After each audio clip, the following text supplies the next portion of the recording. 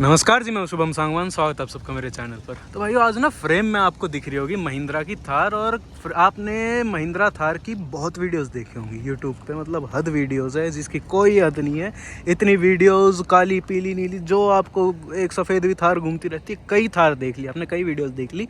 इस थार में ना बहुत कुछ खास है, बहुत तो नहीं कह सकता, एक चीज़ खास है। और क्या खास है ये आप खुद देख सकते हो। तो ये वाली जो थार है ना, ये है डीजल ऑटोमेटिक, और ये निकालती है 130 bhp और 300 Nm का टॉर्क। तो इसकी ड्राइविंग के भी आपने कई एक्सपीरियंस देख रखे होंगे। मेरे को कोई बहुत खास चलाने की ज़रूरत है नहीं, बस इस थार में ना एक चीज़ खास थी जिसने मेरे को खींचा, जिसने मेरे को बहुत ज़ोरदार तरीके से खींचा, वो है भाई इसका नंबर। तो इस थार का नंबर है ना यार, वो मतलब इतनी आसानी से मिलता नहीं। उसके प्रोसेस अलग होते हैं, लंबे चौड़े प्रोसेस। ऐसा नहीं कि आप आरटीओ में गए और आपको नंबर मिल गया। तो ये ना शौक की चीज़ है, और इसका मैंने अगर आपको दाम बता दिया ना, आप हैरान हो जाओगे। इतने की गाड़ी नहीं है जितने का ये नंबर है, बस इतना आइडिया लगा लो, कैलकुलेशन आप लोग खुद कर लोगे, इतना मैं जानता हूँ। तो यार देखो, फ्रंट लुक की मेरे को कोई बताने की ज़रूरत नहीं है। आगे इसमें जीप रैंगलर वाली ग्रिल लगी हुई है, और आफ्टर मार्केट हेडलाइट्स लगे हुए हैं एलईडी वाले, जिनका थ्रो बेहतरीन हो रखा है।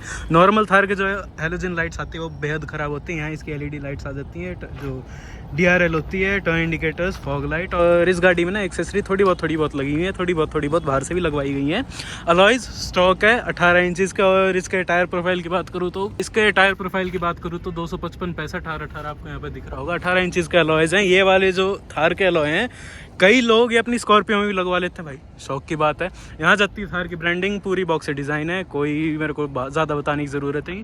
4x4 में ही आती है थार का। आप चाहे ऑटोमेटिक लो, मैनुअल लो, पेट्रोल लो, डीजल लो, महिंद्रा थार 4 ऑप्शन में आती है। Petrol automatic, petrol manual, diesel automatic, diesel manual. ये है हार्ड टॉप वाला मॉडल, इसमें कन्वर्टेबल टॉप वाला मॉडल भी आता है। दोनों में से शौक की बात है। बाकी प्रैक्टिकल चीज़ हार्ड टॉप वाला वर्जन है। 4x4 की ब्रांडिंग आपको दिख रही होगी। पीछे की इसकी लाइट दिखाऊँ ना मैं, अगर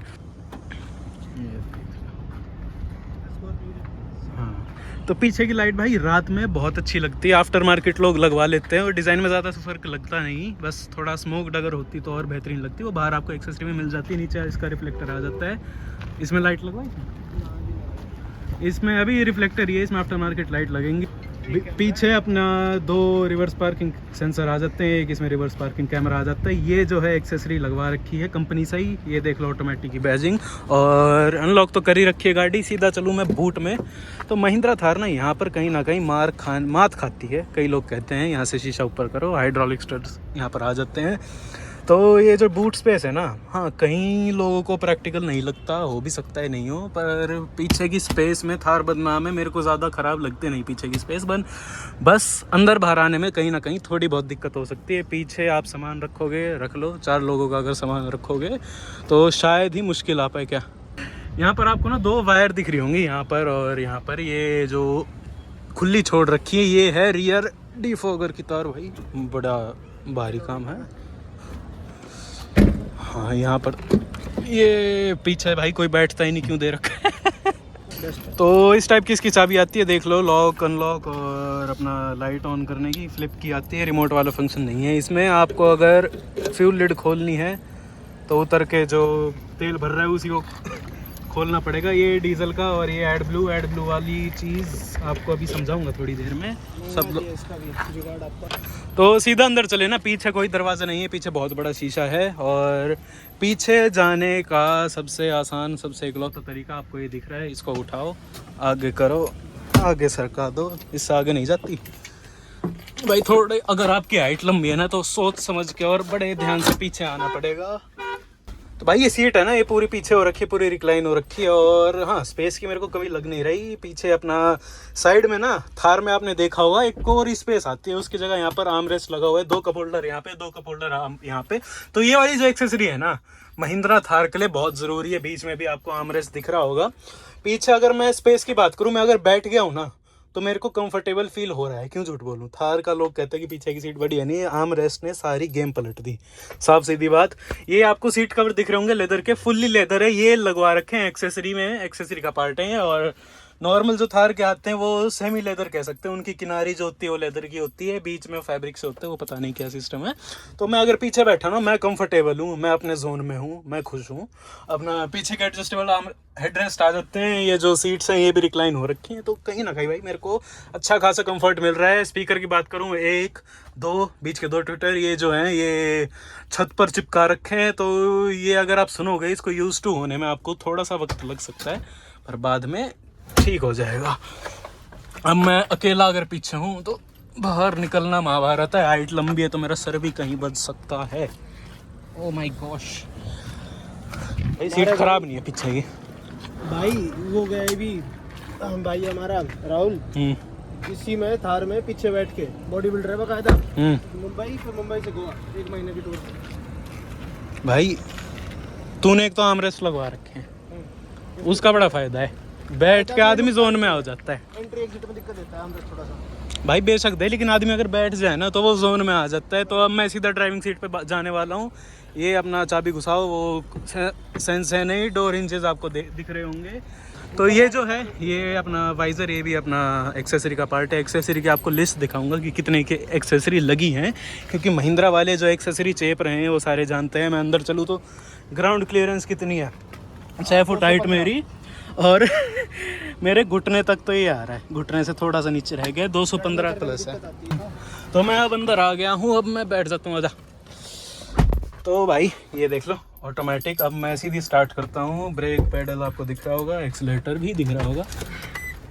तो अगर मैं स्टीयरिंग की बात करूँ, ऊपर नीचे आगे पीछे वाला सिस्टम नहीं है। यहाँ की बात करूँ, अपने जो बाहर के रियर व्यू मिरर है वो ऑटो फोल्डेबल वाला सिस्टम नहीं है, पर अंदर से ही आप एडजस्ट कर सकते हो। अच्छा, थार में आप बैठोगे ना तो बड़ा आपको रूमी लगेगा, लेकिन आप अगर बातचीत करोगे ना आपकी आवाज़ गूंजेगी, ये थोड़ा काम अजीब सा लगा। तो यहाँ के आपको मैंने स्पीकर दिखा दिए थे, यहाँ पर भी 2 स्पीकर आते हैं, एक यहाँ पे एक उस साइड भी आता है, वो प्रोटीन शेक वगैरह नहीं आता। ये जो है आपके शीशे साइड के जो हैं उनको ऊपर नीचे करने का स्विच बीच में दे रखा है। यहाँ मेरा आफ्टर मार्केट आपको दिखाया मैंने जगह, और तो शुरुआत ज़्यादा बड़ा लगवाते तो ये कप होल्डर ठीक है, तो है ना, ये ज़रूरी है। 2 इसमें कप होल्डर आ जाते हैं, ये थोड़ा गुड प्लेड, वेल प्लेड ही आ जाता है। इसका 4x4 का स्विच ऑल टाइम वाला काम नहीं है इसका, 2i, अच्छी बात है, माइलेज ठीक दे देगी। और यहाँ के स्विचेस की बात करूँ तो ये जो अपना सेंटर की स्क्रीन है उसको थोड़ा बहुत मतलब सेट वेट करने के लिए डिस्टेंस टू एम्प्टी आ जाता है, फ्यूल आ जाता है, अपना आगे पीछे बैक चलें तो मेन्यू में भी चीज़ें अलग अलग हैं। स्पीड देख लो, ट्रायट्रॉनिक्स, वार्निंग हिस्ट्री, सेटिंग्स, ट्रिपे, ठीक है, मतलब ठीक ठाक इन्फॉर्मेशन आपको ये MID दे देती है। ये भी स्टीयरिंग कवर है, ये भी कंपनी वालों ने एक्सेसरी लगवा के दी है। अपने स्टीयरिंग कंट्रोल्स की बात करूं तो अपना सारा जो महिंद्रा के टिपिकल स्टीयरिंग कंट्रोल्स है, बताने की ज़रूरत नहीं। हॉर्न जो मतलब बढ़िया दे रही है अब महिंद्रा, हॉर्न के मामले में कोई कमी नहीं। TUV का और बोलेरो का स्टीयरिंग है वो अच्छा है। TUV और बोलेरो का जो स्टीयरिंग है वो सेम आता है यहाँ पर। अच्छा, क्रूज कंट्रोल भी नाइस।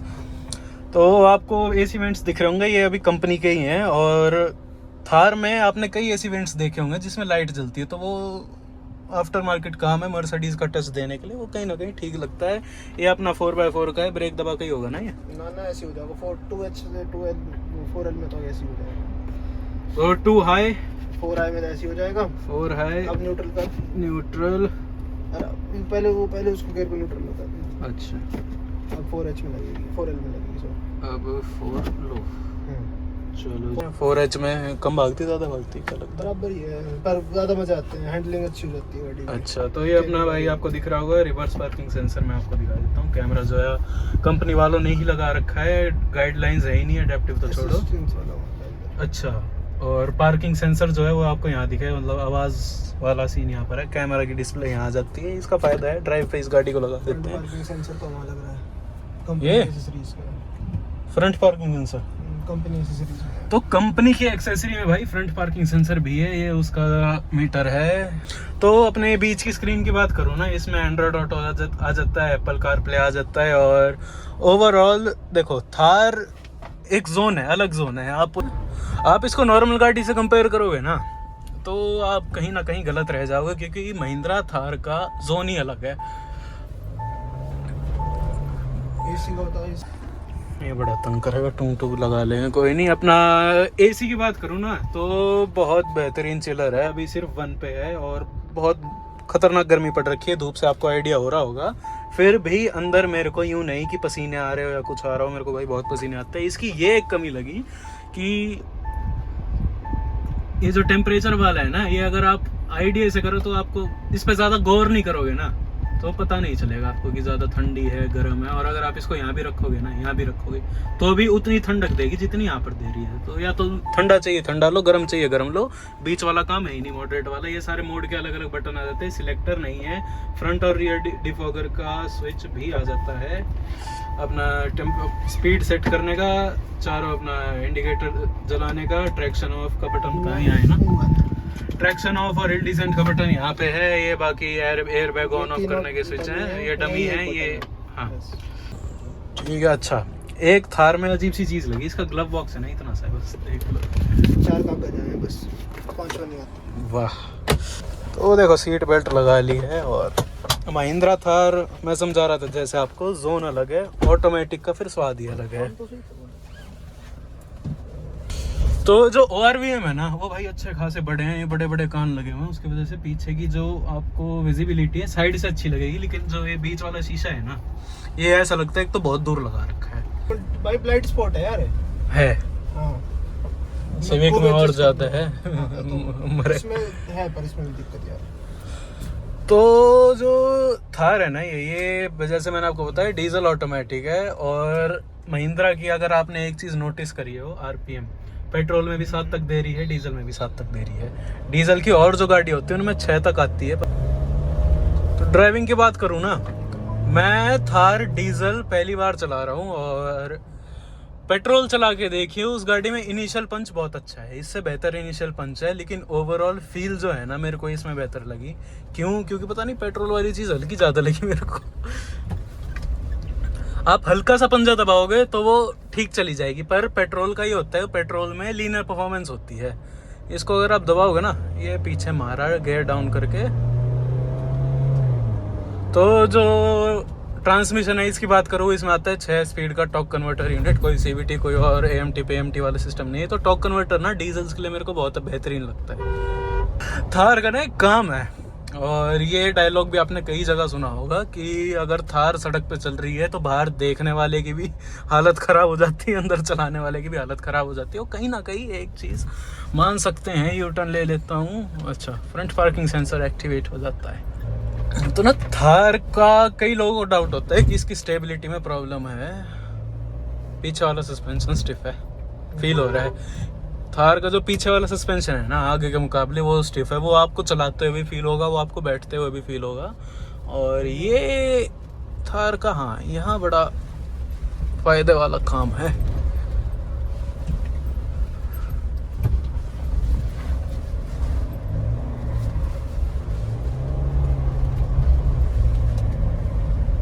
भाई खराब रास्तों पे तो ग्लाइड करती है, मानना पड़ेगा।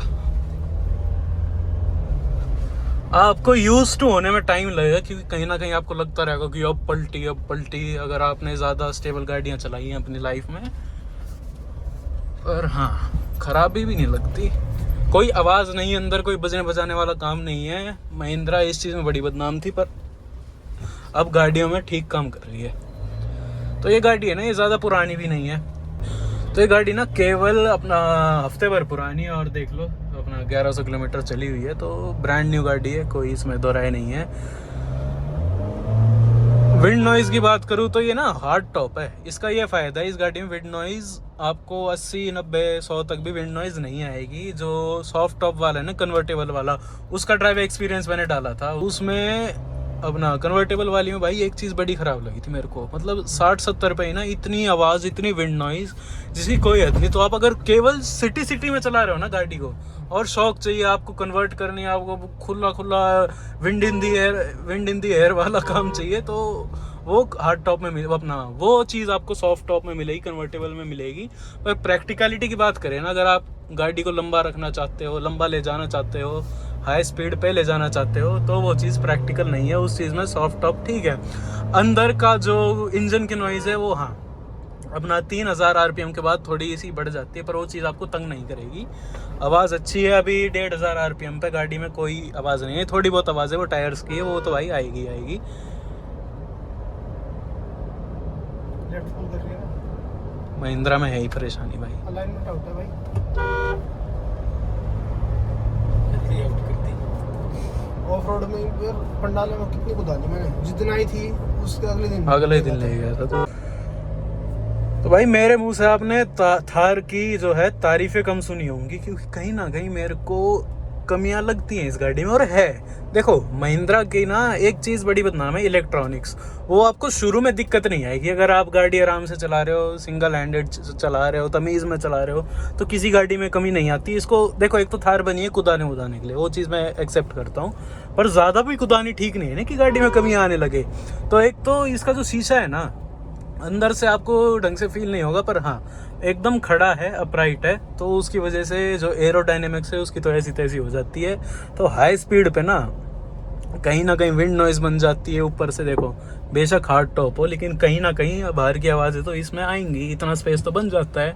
पर हार्ड टॉप का ये फ़ायदा है, इसमें अगर विंड नॉइज़ आ रही है ना तो 120 के बाद आती है, और सॉफ्ट टॉप कन्वर्टेबल में 60 में इतनी बुरी बजने लग जाती है वो गाड़ी, उसकी कोई हद नहीं है।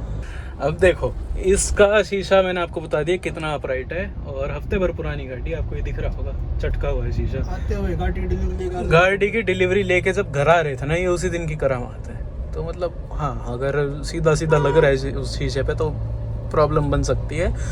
अब मैं बैठ के आपको फ़ायदा बताऊं तो इस गाड़ी का रोड प्रेजेंस अलग है, उसकी कोई बराबरी नहीं है। थार इस थार, सब जानते हैं। बोनट इस गाड़ी का कोना कोना दिखता है, पर सिर्फ बोनट दिखता है, जो साइड के व्हील आर्क है ना वो थोड़े आपको कम दिखेंगे, उसका आइडिया आपको बनाना पड़ेगा खुद। अब इसकी सिटिंग मैं बताऊं आपको, हाइट तो फॉर्च्यूनर से कहीं ना कहीं भाई अच्छी खासी ऊंची हो जाती है गाड़ी। चलो ऐसा अगर तेरी शक्ल नहीं दिखाऊंगा तो बोल ले, ठीक है? चलो भाई बता, इतना ठीक होगा।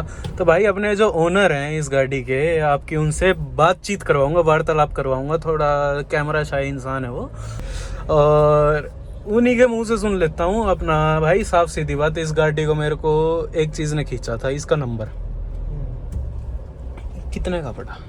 2500 रुपये। मेरा और क्या यार, 2500 रुपये की फीस है नंबर रिटेन करने की राजस्थान में। नंबर के पैसे कितने दिए आपने? 2500 पैसे भाई डिपेंड्स ऑन नंबर। अच्छा, तो ये जो नंबर है इसके पैसे कितने दिए आपने? मंदे टाइम में दिए थे भाई, उधारी के, उससे लिए। नहीं बताऊंगा भाई, मैं ऑन कैमरा कभी नहीं बताऊंगा कितने ही पूछ रहे हो। तो उनसे पूछ लेता हूँ जो ये ओनर है कि देखो आप इससे पहले कौन सी गाड़ी चला रहे थे? वो तो अभी भी चला रहे होगे, पर फॉर्च्यूनर थी आपके पास। कौन सा मॉडल? 2015 मॉडल की फॉर्च्यूनर वाला इंसान महिंद्रा थार पे आ गया। शौक ओजी फॉर्च्यूनर, उसका भी नंबर बहुत फेमस है। और तो भाई देखो साफ सीधी बात है, दोनों गाड़ियों के अपने फायदे अपने नुकसान आप कहते हो बिल्कुल हैं। तो आपको फॉर्च्यूनर के मुकाबले इस गाड़ी में अच्छा क्या लगा? अच्छा भाई ये है कि एवरेज। अच्छा एवरेज, कितना फर्क? 2-3 किलोमीटर लीटर का फर्क आपके हाथों है। आप इससे थार डीजल से निकालना चाहो आप 15 की भी निकाल सकते हो, आप इसको रगड़ना चाहो इससे 8 की भी आ जाएगी ना, इससे कम नहीं आ सकती। मैंने खूब रगड़ दी भाई, 9 से नीचे नहीं आएगी, 9.5 से नीचे नहीं आएगी, गारंटी है। चाहे कितनी रगड़ लो, अभी रिसेट मारता है खूब खींच ले। और फॉर्च्यूनर के मुकाबले इसके नुकसान बता दो। चलो नुकसान भाई, थोड़ा सा 120 के ऊपर मैं थोड़ी वैसे चलाता हूँ तो आवाज आती है हल्की सी, गाने चलते तो ज्यादा फर्क नहीं पड़ता। आर्मरेस्ट वगैरह बाहर से लगवाना पड़ता है, कोई बात नहीं है। लुक इसकी भाई बराबर लगती है मेरे को फॉर्च्यूनर मेरी वाली से। नई वाली से तो अच्छी है इसकी लुक। नई वाली मेरे को अच्छी नहीं लगती है स्टार्टिंग से ही, कुछ भी कह सकते हो। और भाई ये दूर है इसका, ये वाइजर है ना, छोटा है, कोई बैठता है तो बोलते हैं, एक आदमी बोली थी। और भाई इसमें खर्चा कर सकते हो भाई, खर्चा करो। मॉडिफिकेशन मतलब कितनी करवा सकते हो इसमें? बस वो इसी के लिए लिए है। अच्छा, मतलब शौकिया तौर पे जिस तौर पे लोग लेते हैं। तो भाई ये वैसे है, लोग बोलते हैं सेकेंडरी कार लेनी चाहिए, मैं बोलता हूँ भाई ये सेकेंडरी कार भी नहीं है, ये है फोर्थ कार। फोर्थ कार लोगे तो ठीक है, वरना कोई फायदा नहीं इसका। अच्छा हाँ, ये तो अगर फोर्थ कार ही 60% लिए, निकाल ली वरना खत्म। शौक पे निकाल ली। हाँ देखो भाई, थार अगर आप यूज मार्केट में लो, चाहे नई चाहे पुरानी, आपको एक फायदा मिलेगा, उसका दाम तो थोड़े बहुत टूटे हुए मिलेंगे, पर कम चली हुई भी मिलेगी। थार जो है लोग थोड़ी कम चलाते हैं, क्योंकि ज़्यादा चलाने में एक तो भाई फॉर्च्यूनर और इसकी स्टेबिलिटी में कितना फ़र्क लगा आपको? भाई है फर्क, बहुत फर्क है। फॉर्च्यूनर यार, बट स्टिल स्टेबिलिटी अच्छी है इसकी। मैं 160 तक ले गया था, ज़्यादा कॉन्फिडेंस लूज नहीं होता भाई। अच्छा, जैसे कई लोग होते हैं यार, वो मैं फॉर्च्यूनर से आया हूँ, अगर कोई भाई जैसे किया सेल्टोस चला रहा है और उन चलाते हैं भाई वो, हाँ उनको बहुत फर्क लगता है, क्योंकि भाई किया तो वही है, भगाने की चीज़ होगी वो। हाँ हाँ। तो मेरे को ज़्यादा फर्क नहीं लगता। अच्छा, तो मतलब यार इंसान कॉन्फिडेंस लूज करे ना करे, इंसान में कालजा होना चाहिए इतनी चलाने के लिए, क्योंकि भाई 180 का तो मीटर है इसका, उसके बावजूद भी 160 खींचना तो। और नई नवेली गाड़ी। अच्छा, ब्रेकिंग में कितना फर्क लगा आपको फॉर्च्यूनर और बहुत इसकी? फर्क है भाई, ब्रेकिंग इसकी बहुत वो ऐसी सी है। स्लॉटेड ब्रेक मंगवा रखे हैं मैंने इसके। अच्छा। आगे वाले ब्रेक इसके मतलब यार पूरे ही भीतर तक दबाने पड़ते हैं, जब जाके लगते हैं ढंग से। हाँ, ऊपर से भाई अगर देखो हाइट मेरी लंबी है और ये भाई साथ में बैठे हैं मेरे से भी लंबे हैं, तो इसमें बैठे हो ना, आपको यूं लगेगा कि हाँ भाई स्टेयरिंग अब मेरे हाथ में है, लेकिन पंजा बड़ा दूर दूर लगता है। पंजा और इसका ब्रेक है ना, वो थोड़ा दूर दूर लगता है, तो वो मतलब ऐसा लगता है कि बड़ा वर्क प्लेस बोलते हैं ना, कि वर्क प्लेस है, ऐसे पैर यहाँ दूर आसपास, मतलब सब दूर दूर लगता है इसमें। तो भाई कंपनी से ना ये अपनी ऑटोमेटिक वाली में डेड पेडल नहीं आता, वो अगर आप बाहर से भी लगवाओ उसका फायदा है नहीं, क्योंकि भाई नीचे जगह ही देख लो कितनी, थोड़ी सी जगह है, वहाँ भी आप कहीं पैर रखो कहीं कुछ करो, तो कहीं ना कहीं मेहनत थोड़ी ज़्यादा है इस गाड़ी को चलाने में, इतना मैं कहता हूँ। पर ऑटोमेटिक है, इसका ये फ़ायदा है आपको सिटी में चलाने में मज़ा आएगा। अब ना इस गाड़ी की ना लेंथ बहुत लंबी नहीं है, सब 4 मीटर है, उसकी वजह से चलाने में आपको आसानी लगेगी।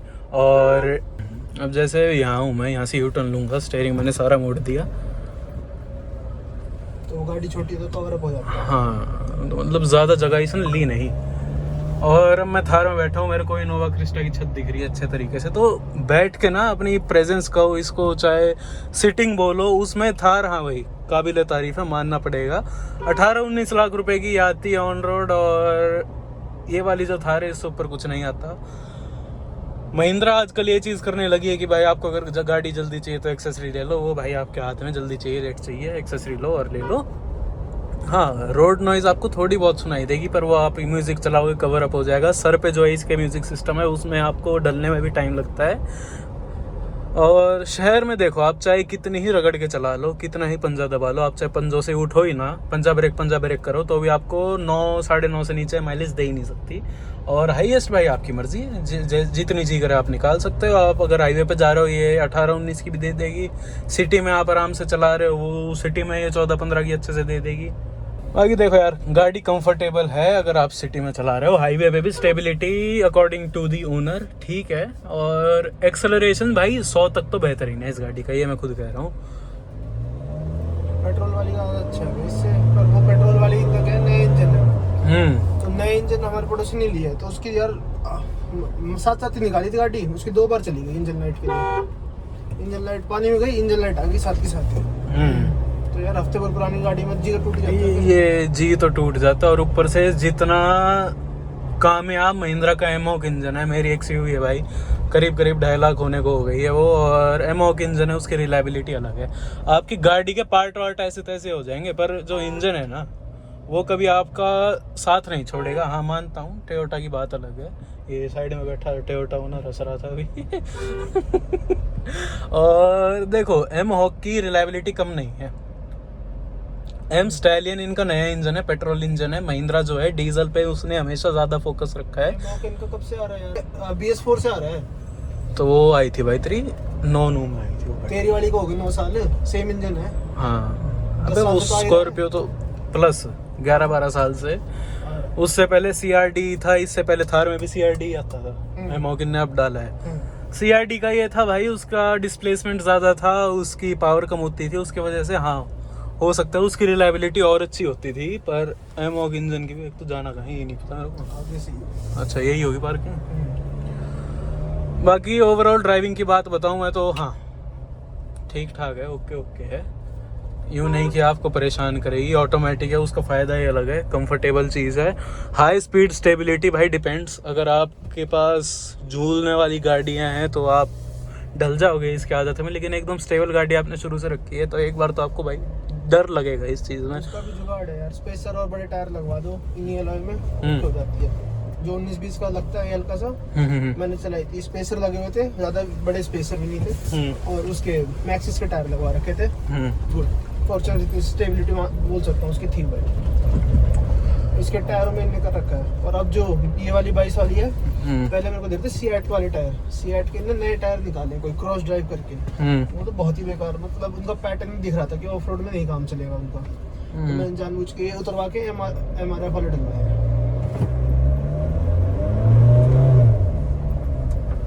भाई ठीक है, देखो थार डीजल मैं आज पहली बार चला रहा हूँ और ठीक है यार, खराबी नहीं लगी। खड़ी मोड होगी ना, आपको ऐसे ऐसे टेढ़ा मेढ़ा होना पड़ेगा। पीछे वालों को बोल, इसमें तो सीट तो भी सपोर्ट अच्छा है, ये बीच में ऐसे नीचे थाई सपोर्ट भी ठीक ठाक है, पकड़ के रखती है, पीछे वाला सीट पकड़ के रखती है। हाँ, पीछे वाला जाता है हैंडरेस्ट फिर भी ठीक है, हैंडरेस्ट ना होना तो फिर और इधर उधर लगे। हाँ, इसमें सीट हटाओ तो गद्दा ही लगना हुआ है, फिर बढ़िया ही बचेगा आदमी। भाई पहिए तो घुमा देती है पंजे पंजे में, और जबकि अभी 4H में लगा दे, 4H में एक बार चला के देख ऐसा कर रोड पे ले। हाँ 4H में, तो अभी तक ना, अच्छा 4H में लगा दी। हाँ 1 सेकंड रुक, चल।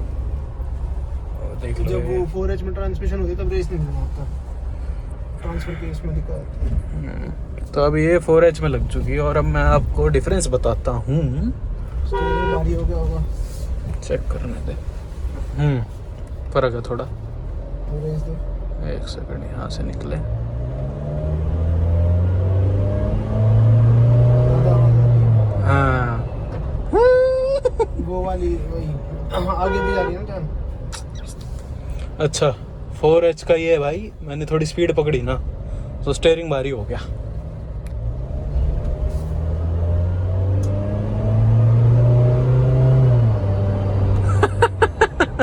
ये क्या आवाज है? ट्रांसफर केस की है भाई, सारी उसमें आती है, थार में सब में आती है, ऑटोमेटिक में आती है, मैनुअल में नहीं आती। कहाँ जाओगे? देखा होगा ऑफ रोड वीडियो में वहाँ से आती है ना रेस छोड़ते ही सब में। भाई ये थोड़ा डरावना सा काम है। 4H में हाँ आवाज़ आती है, आवाज़ आती है। और इसमें ये भी तो है 4H 2H में वैसे ही होता है, ज़्यादा फर्क सा भी नहीं लगा मेरे को परफॉर्मेंस वाइज। मन में भी बहम होता है थोड़ा सा। हाँ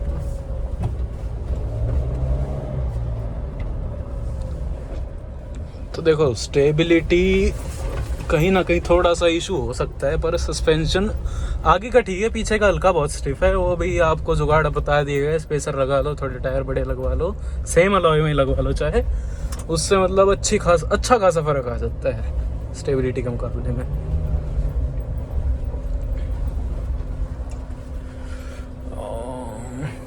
ये लगा देता हूँ अपना पार्किंग में, हैंड ब्रेक ये मैंने खींच दिया है, तो अब चल के एक तो वीडियो बड़ी खींची भाई। हाँ क्यों नहीं निकल सकता? आइशा। तो भाई अभी आपने देखा इस थार का रिव्यू मेरे हाथों से, और थार ये है डीजल ऑटोमेटिक, पेट्रोल की ऑटोमेटिक, पेट्रोल की मैनुअल, दोनों चला के मैं देख चुका हूँ, दोनों के रिव्यू आपने देखे होंगे। रेस देखी होगी मेरी XUV के साथ, इसकी भी करेंगे जल्द क्योंकि XUV कहीं गई हुई है। और देखो ओवरऑल मैं एक्सपीरियंस बताऊँ, हाँ लेंथ इसकी कम है तो शहर में चलाने में आपको मज़े देगी। अगर आपने ऑटोमेटिक ली है तो मैनुअल में भी आपको थोड़ी बहुत मेहनत ज़्यादा लगेगी। ऑटोमेटिक का ये भाई फ़ायदा अच्छा है, कंफर्ट अच्छा मिल जाता है। तो ये गाड़ी आती है भाई करीब 20 लाख ऑन रोड अगर आप एक्सेसरी ले रहे हो, और वेटिंग तो जानते हैं सारे की थार पे कितनी हो रखी है। लुक वाइज भाई हाँ, इस गाड़ी का इस कलर में शायद ही कोई तोड़ है, और नंबर कितने का है आपके जहन में होगी ये चीज़, तो वो चीज़ कैप्शन में डाल दूंगा मैं। उससे थोड़ा बहुत हिसाब लगा सकते हो कि आप कि ये नंबर कितने का है। अपने मुंह से मैं नहीं बोलूँगा। तो देखो लुक वाइज बॉक्सी डिज़ाइन है। हाँ, अगर अंदर से चला रहे हो, बाहर कोई इंसान छोटी मोटी या अपनी नीची गाड़ी में है तो उसको अच्छा खासा डर लगेगा। ये महिंद्रा की दिख रही है, अंदर जाली लगी हुई है। और ओवरऑल एक्सपीरियंस बताऊँ भाई, बेहतरीन। अगर मेरे पास पैसे हो और मेरे को एक गाड़ी चाहिए हो शौकिया तौर पे, अगर सिर्फ हम 2-3 जने हैं, मैं और मेरा भाई ही घूमने की, देखो थार फैमिली कार बिल्कुल भी नहीं है। सेम दाम में आपको 700 का कोई नीचा मॉडल मिल जाएगा, X3 आ जाता है 20 लाख रुपए में, डीजल ऑटोमेटिक 20-21 लाख रुपए में। अगर फैमिली गाड़ी चाहिए तो वो लो। अगर आपको इंडिविजुअल कार चाहिए, आप 2 जने हो, लौंडे लपाटे हो और उनको घूमना है, गेड़ियाँ मारनी है, टोरा मारना है, टोरेबाजी की 1 नंबर गाड़ी है ये। और ओवरऑल ये गाड़ी लेनी चाहिए, नहीं लेनी चाहिए तो हाँ मैं कह रहा हूँ भाई ले लो, क्योंकि थार की बात ही अलग है। मैं थार को भाई बहुत मतलब अजीब चीज़ मानता था, पर नहीं भाई, फ़ायदा है इस गाड़ी का। कह रही थी कुछ आज की वीडियो, आशा करता हूँ आपको अच्छी लगी हो। ऐसी ही वीडियोस आपके लिए लाता रहूँगा। तब तक के लिए लाइक करो, शेयर करो, सब्सक्राइब करो, ऐसे ही सपोर्ट करो और ऐसी ही गाड़ियाँ आपको दिखाता रहूँगा। इसकी भी रेस में जल्द लाऊँगा। तब तक के लिए धन्यवाद।